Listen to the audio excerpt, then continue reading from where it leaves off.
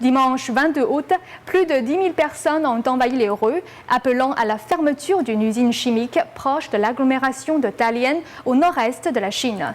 Finalement, les manifestants ont obtenu gain de cause. Le lendemain pourtant, l'usine continuait de fonctionner normalement. Les observateurs suspectent les autorités d'avoir trompé les habitants de la région afin de mettre un terme aux manifestations. Plus de 10 000 personnes ont manifesté dimanche dernier devant les bureaux des autorités locales à Dalian, dans la province du Liaoning, au nord-est de la Chine. Elles ont demandé la fermeture et le déménagement d'une usine chimique située dans la région. Les habitants de la région suspectent l'existence de fuites dans l'usine chimique Fujia à Dalian, après qu'une digue protégeant le site de la mer ait été endommagée lors du récent passage du typhon Muifa. Dimanche dernier, les autorités locales ont cédé aux demandes de la foule et ont déclaré accepter de fermer l'usine.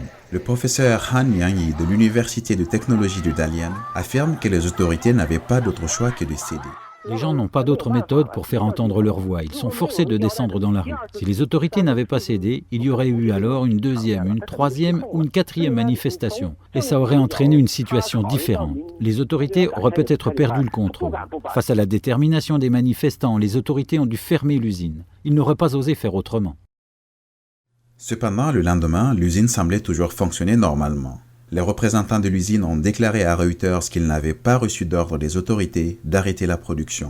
Les experts pensent que cette promesse de fermer l'usine n'était qu'une ruse de relations publiques destinée à calmer les manifestants.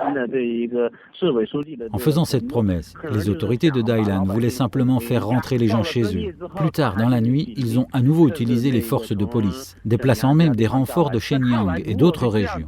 Si cela s'est réellement passé comme ça, alors il s'agit simplement d'une escroquerie pour que les gens rentrent chez eux. Ce n'était pas vraiment une victoire du peuple, comme cela a été déclaré sur Internet, ni une victoire des microblogueurs, ni la volonté du peuple.